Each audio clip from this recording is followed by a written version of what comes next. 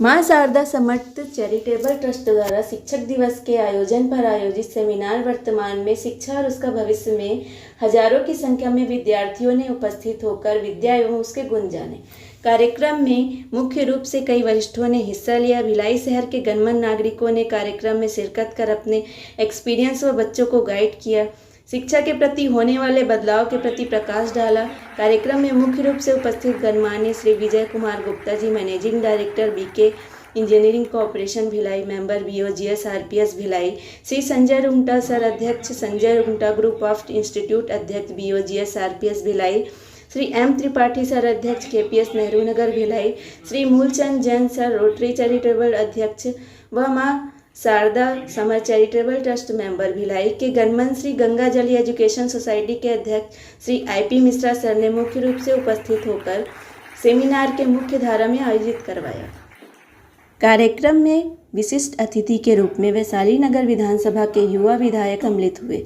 उन्होंने कई पहलुओं पर वर्तमान में शिक्षा और उसके भविष्य में होने वाले बदलाव पर चर्चा की। वह कार्यक्रम में उपस्थित सभी गणमान्य वरिष्ठों के साथ विचार विमर्श कर अपने विधानसभा में भी शिक्षा के क्षेत्र में होने वाले परिवर्तनों के बारे में बेहतर कार्य करने के लिए आश्वासन दिलाए, जिससे संस्था के संस्थापक पी मां शारदा चैरिटेबल ट्रस्ट के फाउंडर डॉक्टर संतोष राय ने उन्हें धन्यवाद ज्ञापित किया।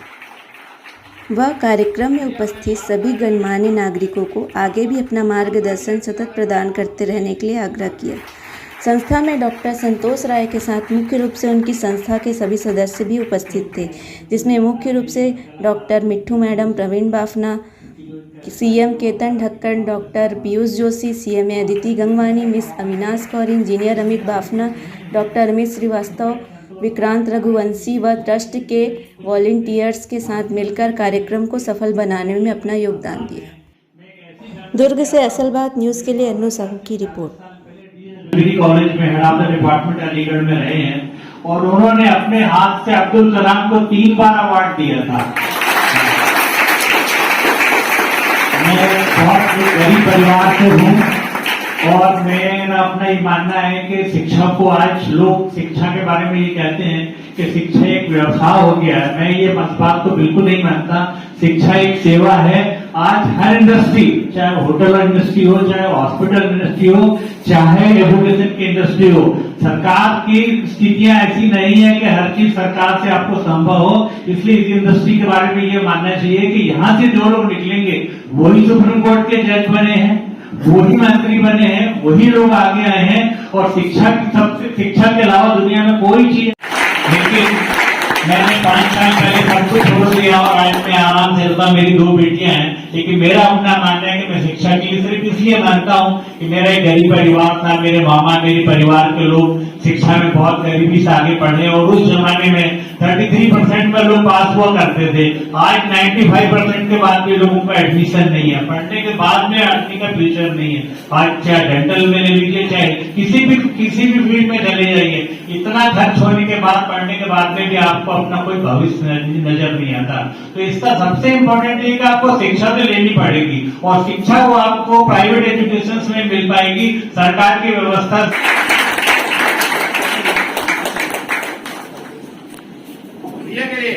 जो शब्द लिखा था विजय भैया, खूबसूरत व्यवहार, मुस्कुराने का अंदाज, खूबसूरत व्यवहार, मुस्कुराने का अंदाज, बेबाकी से अपनी बातें कहना, गलत बातों को न सहना, ये खूबी है आपकी। ये शब्द मेरे थे।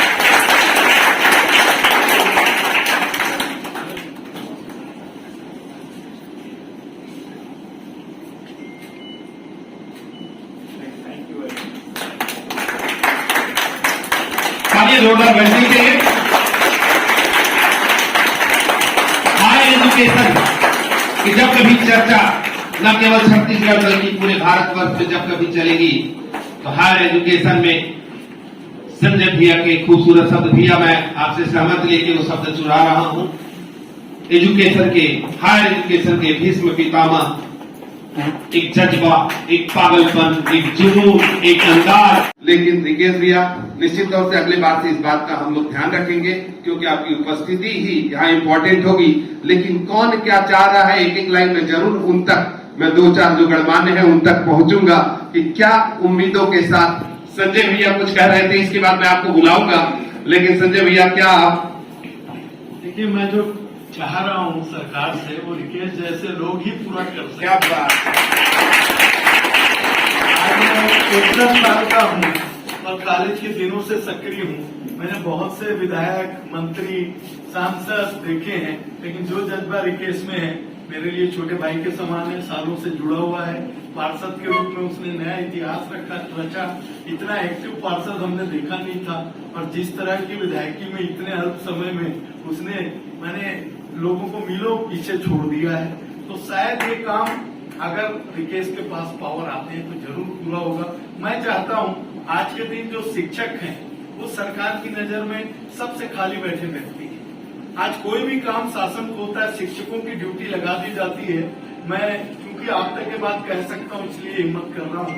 तो मेरा मानना है अगर हम शिक्षा को एक इम्पोर्टेंस दें और ये चाहें कि शिक्षा एक बहुमूल्य चीज है जिससे दूसरे जुड़े हैं, क्योंकि ये शिक्षक पढ़ाएंगे नहीं तो बच्चे पढ़ेंगे नहीं तो आगे बढ़ेंगे नहीं। हम जितनी बातें कर रहे हैं, खास करके गांव में शिक्षकों की कमी है। यहाँ कई प्रकार के English medium, Hindi medium school रोज खोले जा रहे हैं, लेकिन वर्तमान में जो शिक्षकों की स्थिति है, खासकर सरकारी कॉलेजेस में, तो शिक्षकों की भर्ती पे विशेष ध्यान दिया जाए। उनकी उपलब्धता जब तक बहुत मजबूरी न हो, अन्य कामों में न ली जाए, तो शायद आने वाला भविष्य अपने आप बहुत सुंदर हो।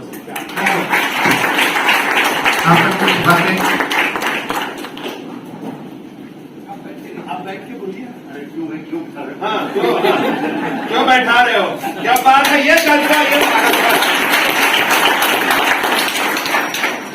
एक आपने सुना होगा भारत में वाराणसी एक स्थान है, वहां पर एक संकट मोचन है। तो ध्यान में गया तो संकट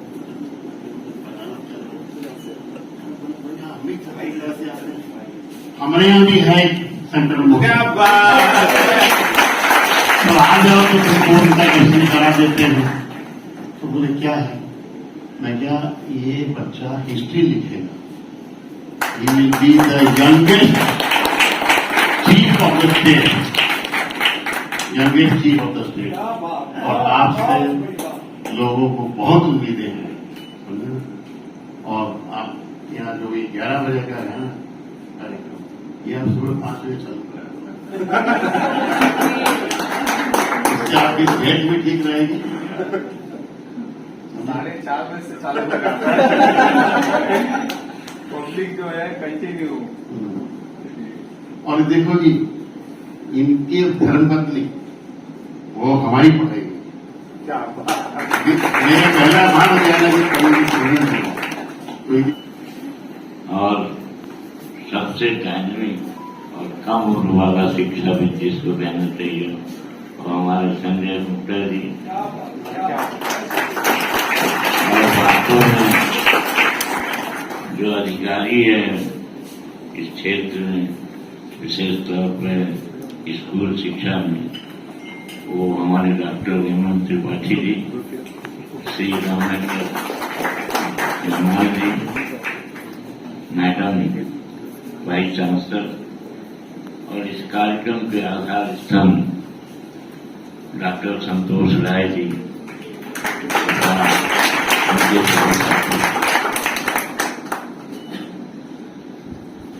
त्यक्त्वा सुदेव चित्र सुरेव सिद्धराज लक्ष्मी अधर्मिष्टयादि वचसा यदगाधरण्यम कि माया मृगम दैप्सितमन्न धाव अरे वंदे महापुरुष ते चरणारविंदम। हमारे बीच में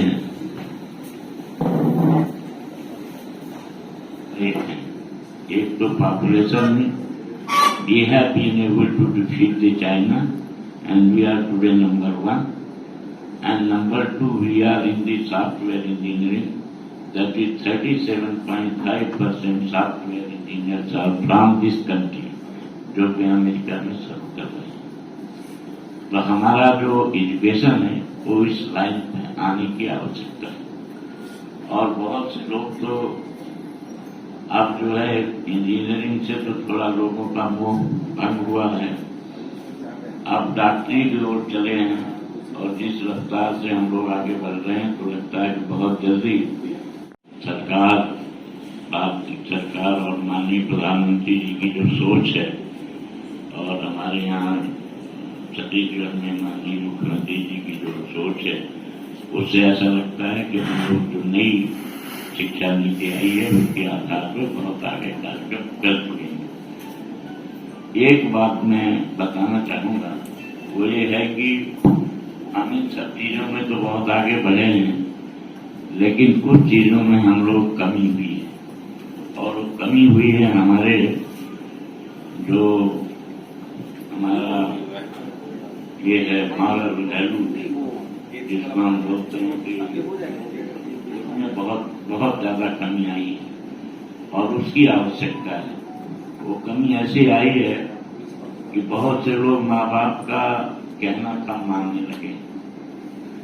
हमारे डॉक्टरों के हिसाब से ऐसा है, मैंने उस दिन भी कहा कि डॉक्टर सर्वपल्ली राधाकृष्णन जी को तो मैं नहीं देखा हूँ, सुनता हूँ, उनके बारे में विषय में पढ़ता हूँ, लेकिन वर्तमान स्थिति में मैं जब अपने भिलाई के सभी गार्जियन, उस दिन मैंने कहा मंच पे शंकर महाविद्यालय में कि अगर मैं सही रूप में अगर देखूं तो आईपी मिश्रा सर मुझे डॉक्टर सर्वपल्ली राधाकृष्णन के समान लगते हैं, मुझे विजय गुप्ता सर लगते हैं, Sanjay Gupta sir, MM Tripathi sir हमारे बीच में, मनोज भी अभी बैठे थे अभी, और सभी यहाँ पे अमित श्रीवास्तव सर भी हैं, सभी शहर के प्रमुख शिक्षाविद यहाँ पे विराजमान है। संतोष राय जी जिनका एक बड़ा नाम है, सिर्फ इस जिले और भिलाई में नहीं बल्कि पूरे प्रदेश में एक नाम है संतोष राय, और सभी उनके जो बच्चे हैं यहाँ पे जो विद्यार्थी हैं, ये अच्छा होता है कि हमेशा आप शिक्षक के साथ साथ शिष्य का भी आगमन हमेशा करते हैं और शिक्षक और शिष्य हमेशा साथ साथ रहना चाहिए। तो आज सब आप लोग इस गरिमामय कार्यक्रम में उपस्थित हैं, अमित श्रीवास्तव जी भी हैं, आप सबको मैं प्रणाम करता हूं। और जो विषय आपने दिया है वर्तमान शिक्षा उसका भविष्य, मैं इसमें 2-3 विषय अवश्य रखना चाहूंगा। इसमें कहीं पे भी ये दौमत नहीं है कि आज के समय में शिक्षा जो है और स्वास्थ्य दोनों का व्यवसायीकरण हो रहा है, इससे मैं इनकार नहीं करूंगा, लेकिन इसमें संभावनाएं तलाश करने की आवश्यकता है। उसमें संभावनाएं ऐसी तलाश कर ली है। अगर हम देखें 90s के बीच में, अगर देखें 90s और 95 के बीच में या 90 तक ही देखते हैं, तो उस समय सरकारी स्कूलों से ही यहाँ जितने शिक्षाविद हैं वो सभी लोग भी शायद उसी गवर्नमेंट स्कूल से ही पढ़ के आप लोगों ने एक नाम रोशन शहर का, प्रदेश का किया है। और वैसी परिस्थिति में आपने संभावनाएं खोजी कि शहर में, मैं तो गवर्नमेंट स्कूल में पढ़ा, लेकिन हमारे जो बच्चे हैं जो देश के भविष्य बनने जा रहे हैं, उनके लिए कुछ नया करने की आवश्यकता है, और उनको जो है चांदी से सोना कैसे बनाया जाए इसकी कल्पना आप लोगों ने भिलाई में की।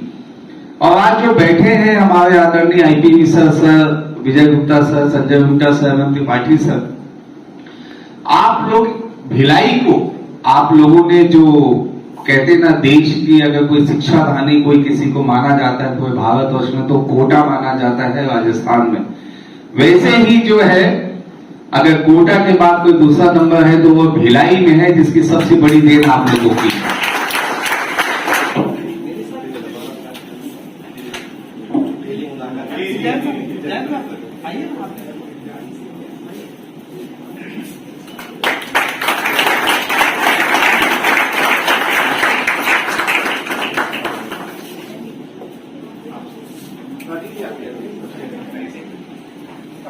वर्मा जी कर लेंगे।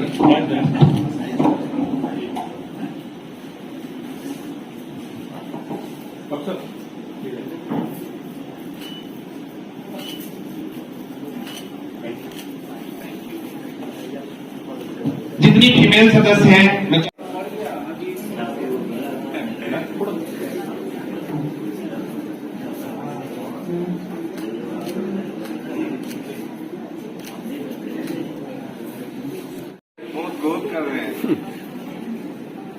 ना सर, जरा ये प्लीज है या खाली है।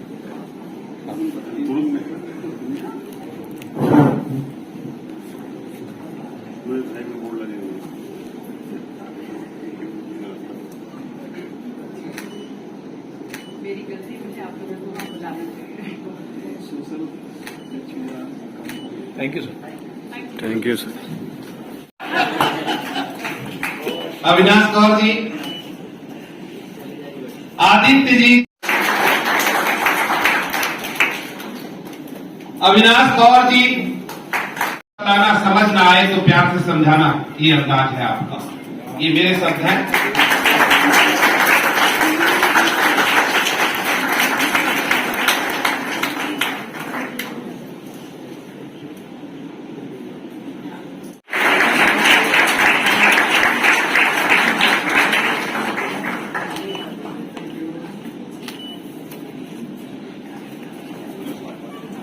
Thank you sir. आप लोग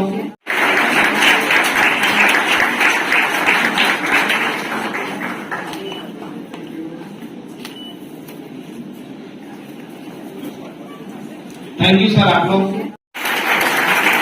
अब वो क्षण है जब हम एमएन त्रिपाठी सर का सम्मान करेंगे, और इसके लिए मैं वर्मा जी, सक्सेना जी, रौनक जी। सर, आज के इस कार्यक्रम मां शारदा चैरिटेबल ट्रस्ट की जो ये प्रोग्राम हुए हैं शिक्षा को लेकर, टीचर्स को लेकर, सर उसके बारे में थोड़े से हमको जानकारी दीजिए सर। ये जो मां शारदा समिति है, ये जो चैरिटेबल ट्रस्ट है, देखिए बाकी तो सब लोग करते हैं, लेकिन ये संतोष राय की बहुत बड़ी बात है कि ऐसे में भी वो शिक्षकों के बारे में सोच रहे हैं। बाकी तो बहुत सारा सीए और कास्ट अकाउंटेंट और ये तमाम लोगों को तो ये तो शोहरत का नाम है, ये बहुत ही प्रतिष्ठा का नाम है। संतोष राय पूरे छत्तीसगढ़ नहीं, जैसा कि बताते हैं भाई, पूरा चारों तरफ से लोग आ रहे हैं, तो सच ए बिग नेम। लेकिन इसके बावजूद भी इस तरह से शिक्षकों का महत्व देना, शिक्षकों को और बड़े बड़े हस्तियों को बुलाना जो शिक्षा से जुड़े हुए हैं और उनके प्रति अपने आभार प्रकट करना, ये बहुत बड़ी बात है। और शिक्षक तो हमेशा ही राष्ट्र निर्माण का करता है, आज भी करता रहा है, हजारों वर्ष पहले भी करता रहा है। सर, शिक्षा जैसे भिलाई, अपना भिलाई शहर सर शिक्षा के नाम पे जाना जाता है सर। आने वाले 5 सालों में या आने वाले 10 सालों में सर शिक्षा को आप किस लेवल पे देखना चाहते हैं सर? आने वाले अभी ये जितना भविष्य सुधरा हुआ है मैंने बच्चों का, और जिस तरह से शिक्षा, वो अगले 5 सालों 10 सालों में तो Bhilai will leave aside Kota. अब क्योंकि कोटा में जिस तरह की गंदगी आ रही है, अब लोग कोटा के लोग जो टीचर्स हैं वो भिलाई में आ रहे हैं। तो नहीं आप लोग जान रहे हैं कि नहीं जान रहे हैं, तमाम टीचर्स अब कोटा में अलग अलग, यहाँ भिलाई में अलग अलग संस्थाएं खोल रहे हैं, और उनका बस वो लोग जान रहे हैं कि ये कोटा में रहे हैं और ऐसा किए हैं। तो भिलाई रियली शिक्षाधानी ही नहीं, एक बहुत ही अच्छा नाम शिक्षा के जगत में होगा। और तब सच में भिलाई स्टील प्लांट और भिलाई एजुकेशन दोनों मिलकर के भिलाई नगर जो हो जाएगा वो भलाई नगर हो जाएगा। सर, आप मीडिया से बहुत कम संपर्क में रहते हैं सर। यस, थोड़ा सा सर बच्चों के लिए सर कोई पॉजिटिव एक विचार हो जाए सर आपका। बच्चों के लिए तो क्या कहूँ, पढ़ाई को लेकर सर। मोल्डेड सॉइल है एक लेकिन मैं मानता हूं कि बच्चों के लिए टीचर्स केवल और पेरेंट्स सब लोग एक सकारात्मक भाव रखें। बच्चा अगर कमजोर है तुम नहीं होगे, तो अगर नहीं होगे तो कैसे कैसे ये लोग जो एजुकेशन में नहीं थे, अच्छा नहीं किए थे। आइंस्टीन खुद में निकाल दिया गया था स्कूल से। आइंस्टीन कितना बड़ा साइंटिस्ट निकला। रामानुजन 12th में 3 साल फेल हुए, कितने बड़े मैथमेटिशियंस बने जी। सचिन तेंदुलकर ठीक से 10th नहीं पास कर पाए, कितने बड़े क्रिकेटर है। तो आज जो है वो एक लीक वाली शिक्षा, लीक कायर चले, लीके चले कपूत, लीक छोड़ तीनों चले, शायर सिंह सपूत।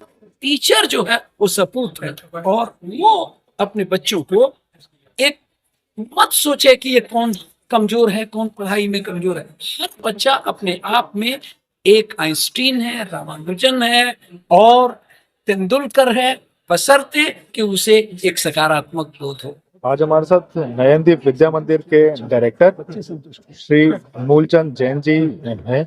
सर, इस स्कूल के बारे में जैसे हमको प्राप्त हुआ है नॉलेज कि सर इसके बारे में यहाँ पर बच्चे जो है सर ब्लाइंड बच्चे पढ़ते हैं और कुछ मूक बधिर बच्चे भी पढ़ते हैं सर। लेकिन अलग है। मूक बधिर, तो ये दोनों स्कूल के बारे में थोड़ी सी जानकारी दीजिए सर। देखिए, यहाँ पर जो नयनदीप विद्या मंदिर नाम का एक स्कूल चल रहा है, वो दृष्टिहीन बच्चों की शिक्षा, उनका रहन सहन और उनको संस्कार देने की दृष्टि की दिशा में एक कदम हमने बढ़ाया है।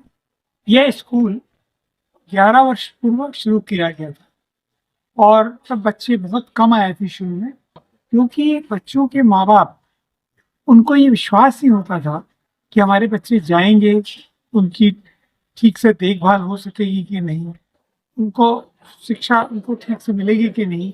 तो ये धीरे धीरे लेकिन बच्चे बढ़ते गए, विश्वास जमता गया।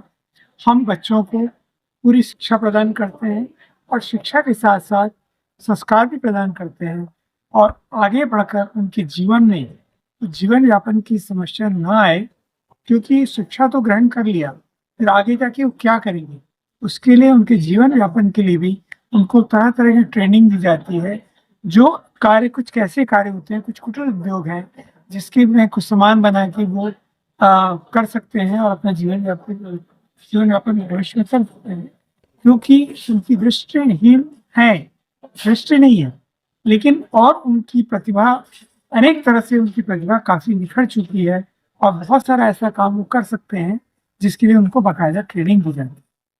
और एक मूक बधिर स्कूल और है जो कि हम बालोद में चला रहे हैं। वहाँ पर मूक बधिर बच्चों का ही शाला है। वहाँ पे ऐसे बच्चे हैं जो अपनी भावना व्यक्त नहीं कर सकते, जो बोल नहीं सकते, सुन नहीं सकते, वो अपनी बात किसी को बता नहीं सकते, ऐसे छोटे छोटे बच्चों को वहाँ पर पढ़ाया जाता है और उनको साइन लैंग्वेज से पढ़ाते हैं, क्योंकि वो एक ही भाषा समझते हैं और वो भाषा होती है इशारों की। इनके लिए वही एक भाषा है जिससे वो अपनी भावनाएं दूसरों तक व्यक्त कर सकते हैं और दूसरों की भावनाओं को भी समझ सकते हैं। ऐसे बच्चों को वहाँ पर उनका रहना, उनका खाना, उनकी योगा की शिक्षा और सभी तरह की उनको शिक्षा और शिक्षा का चहुँ विकास उनके पर्सनालिटी का किया जाता है। उनको भी हम ऐसी शिक्षा देने की योजना बना रहे हैं ताकि वो आगे चलकर जब वो बड़े हों तो उनके पास एक व्यवसाय हो और वो अपना खुद का व्यवसाय कर सके और उनको कभी किसी के सामने हाथ फैलाने की नौबत न आए। सर, समाज में एक बहुत बड़ा जो पार्ट है जो इन बच्चों से अछूता है सर, आज भी, इसमें कोई शक वाली बात नहीं है सर। तो ऐसे प्रभुत्व लोग जो शहर में हैं सर, उनके लिए कुछ आप संदेश देना चाहें सर, जो आपसे जुड़ना चाहते हैं सर, इस स्कूल से इन बच्चों से जुड़ना चाहते हैं? जी बिल्कुल। देखिए, हम लोग तो भगवान के वरदान से बहुत बड़ा वरदान हमको मिला है कि हमारे सारे अंग प्रत्यंग सही सलामत हैं और हम दुनिया को हर तरफ से समझ सकते हैं और समझा भी सकते हैं। लेकिन कुछ ऐसे भी हमारे बच्चे हैं हमारे देश में जिनकी वाणी नहीं है, जो सुन नहीं सकते हैं, जो कुछ लोग ऐसे हैं जो देख नहीं सकते हैं और कुछ लोग ऐसे भी हैं जिसमें मस्तिष्क से विकलांग है। तरह तरह के ऐसे बच्चे हैं जिनको कि कोई न कोई ईश्वर के उसमें उनकी कमी रहेगी, उनके जन्म से उनके पास कमी है और जिनका कोई इलाज भी नहीं है। उनको इसी तरह से जीवन यापन करना है और हम जो समाज में जो रहते हैं, हमारे पास सारे अंग प्रत्यंग सुरक्षित हैं और हम समर्थ भी हैं, भगवान की दया से हमें समर्थ बनाया है। तो हमारी ये प्रथम ड्यूटी, हमारा कर्तव्य है कि हम ऐसे वर्ग को देखें, उनके लिए हम कुछ करें और जो पूरे समाज से उपेक्षित हैं, आज उनको कोई देख नहीं रहा है, उनका भी भविष्य निर्धारण का काम करना। हम कोई उपकार नहीं कर रहे हैं उस पर, ये किसी तरह का उपकार नहीं है, ये हमारे कर्तव्य का ही एक हिस्सा है। भगवान ने जब हमें सामर्थ्य दिया है, भगवान ने जब हमें सारे अंग प्रत्यंग दिए हैं, तो भगवान का हमारा यह भी निर्देश है जो हमें समझना चाहिए कि हमको ऐसे लोगों के लिए कुछ करें जिनके की अंग प्रत्यंग में कोई कमी है, जिनके पास के धन की कोई कमी है, जिनके पास साधनों की कुछ कमी है, उनकी सहायता करना या उनको आगे बढ़ाना और उनको समाज में समकक्ष दर्जा देना, ये हम उनके ऊपर कोई उपकार नहीं कर रहे हैं, किसी तरह का कोई उपकार नहीं है। ये हम अपनी ड्यूटी पूरी कर रहे हैं, अपना कर्तव्य पूरा कर रहे हैं। इसलिए आज के कार्यक्रम में जो मेरा सम्मान हुआ, मैं वहाँ पर भी कहा, पहले भी कहना चाहता हूँ कि मैं सम्मान का कोई काम नहीं करता, मैं ऐसा कोई काम नहीं कर रहा हूँ जिससे मुझे सम्मान मिलना चाहिए। मैं सिर्फ अपने कर्तव्य पालन की दिशा में एक छोटा सा कदम, क्योंकि बहुत सारे ऐसे लोग हैं जिनमें हम पहुंच ही नहीं पाते, जिनके लिए हम कुछ नहीं कर रहे, लेकिन जहाँ तक भी हम पहुंच पाते हैं, जहाँ तक भी हम कुछ कर पाते हैं, वो हमारे कर्तव्य, हमारे इस दिशा में काम करते रहेंगे। जब तक हमारा जीवन है तब तक हमारे लिए सेवा ही। Thank you so much sir. Sir ये जो इवेंट हुआ आज शिक्षक दिवस के लिए, इसके बारे में कुछ जानकारी दीजिए सर। इसमें प्रमुखता हमारी सोच ये है, मां शारदा सामर्थ चैरिटेबल ट्रस्ट निरंतर नई सोच पे चलता है। तो हमें लगा कि आज अगर स्कूली शिक्षा को किसी ने पूरे भिलाई छत्तीसगढ़ में एक खूबसूरत नाम दिया है तो वो MM त्रिपाठी जी हैं। हायर एजुकेशन के क्षेत्र में किसी ने खूबसूरती से काम किया है तो वो IP मिश्रा जी हैं, संजय रुंगटा जी हैं, जिन्होंने टेक्निकल कॉलेज चीज़ों को लेकर, टेक्निकल कॉलेज को लेकर के, MBA से लेकर के, हर मेडिकल कॉलेज से लेकर के सब चीज़ों को लाया है। तो यहाँ IP मिश्रा जी, संजय रुंगटा जी। अगर किसी नए अंधे बच्चों के लिए, मूक बधिर बच्चों के लिए किसी ने काम किया है वो है मूलचंद जैन जी है। इसके अलावा जो BIT एक खूबसूरत सोच थी, और BIT जैसा एक इंजीनियरिंग कॉलेज जब दुर्ग में स्टैब्लिश हुआ, उस सोच के विजय गुप्ता जी यहाँ थे। तो पांचों ऐसे लोगों को सम्मानित करने का मां शारदा सामर्थ चैरिटेबल ट्रस्ट ने निर्णय लिया, जिन्होंने बहुत से शिक्षकों को, मैं रोजगार जैसा शब्द तो नहीं कहूंगा, लेकिन सेवा करने का अवसर प्रदान किया। शिक्षकों का तो सम्मान होता है, लेकिन उस शिक्षकों को उचित स्थान पे, उचित जगह पे रखने वाले लोगों का सम्मान नहीं होता है। इसलिए इन पांचों शख्सियत शिक्षाविदों को सम्मानित किया गया। साथ में विजय अग्रवाल जी उद्योगपति शामिल हुए, साथ में विधायक जिन्हें आज मैं नायक कहूँ, या जिन्हें मैं आज वैशाली नगर का, है ना, किस नाम से उन्हें पुकारो, विधायक रिकेश सैन जी यहाँ शामिल हुए। सर आज जैसे हमने सभी ने देखा सर कि एजुकेशन क्षेत्र के सर सभी किंग यहाँ पर उपस्थित हुए, इनको एक साथ लाना एक मंच पर सर, यह आपके लिए कितना बड़ा टास्क था सर, इसके बारे में थोड़ा सा बताइए। मैं तो आपके चैनल के माध्यम से कहना चाहूंगा कि पूरे आज तक के इतिहास में ये पांचों शिक्षाविद किसी भी कार्यक्रम में कभी नहीं अगर आप कहीं नहीं देखे होंगे, तो पांचों लोगों का यहाँ लाना मुख्य रूप से, यहाँ कोई टास्क नहीं था, यहाँ प्यार था, मोहब्बत था, पारिवारिक वातावरण था। और आज विधायक रिकेश सेन जी को भी जिस तरीके से उन्होंने आज अपनी बातों को रखा, लगा कि आज एक परिवार के बीच में रिकेश सेन जी आए हैं। उन्हें संकट मोचक के रूप में विजय गुप्ता जी ने कहा कि ये संकट मोचक है, तो उन्हें कई नाम से आज उन्हें संबोधित किया गया, और निश्चित तौर से वो युवा है और एक अच्छा काम करेंगे। सर मैंने स्लाइड्स में देखा सर एक क्लीनिंगनेस का प्रोग्राम चल रहा था सर, स्वच्छता को लेकर, उसके बारे में जानकारी दीजिए सर। स्वच्छता को लेकर के हमने लगभग साल भर तक एक स्वच्छता मिशन चलाया था, जिसमें बहुत से वॉलंटियर शामिल हुए। मां शारदा सामर्थ चैरिटेबल ट्रस्ट आपके चैनल के माध्यम से यह भी कहना चाहता है, सच में अगर कोई जरूरतमंद है और उसे कोई सही व्यक्ति रिकमेंड कर रहा है कि बच्चा जरूरतमंद है, इसकी पढ़ाई के लिए खर्च उठाना है, तो निरंतर मां शारदा सामर्थ चैरिटेबल ट्रस्ट तैयार है। लेकिन सबसे इम्पोर्टेंट है कि बच्चा जरूरतमंद होना चाहिए और अच्छे से पढ़ने वाला बच्चा। सर मां शारदा चैरिटेबल ट्रस्ट द्वारा लगातार समय समय पर बहुत लंबे समय से कार्यक्रमों का आयोजन किया जा रहा है, तो स्थापित करने का ट्रस्ट को आपका मुख्य उद्देश्य क्या रहा था उस समय से? आपका क्या विजन लेके आपने चलाया ट्रस्ट? समाज में एक कड़ी ऐसी होती है जिसे कोई ध्यान नहीं देता है। समाज के कुछ लोग ऐसे होते हैं जिन्हें ध्यान नहीं दिया जाता है। मैं ये भी बताऊं कि जब शिक्षक सम्मान समारोह भी जब हम करते हैं, गाँव में ऐसे लोगों को हम चुनते हैं, गाँव के ऐसे शिक्षकों को चुनते हैं, भले वो 2 लोग को पढ़ाते हैं, 4 लोग को पढ़ाते हैं, जो किसी मंच से दूर होते हैं, उन शिक्षकों को चुन करके ही हमने सम्मानित किया।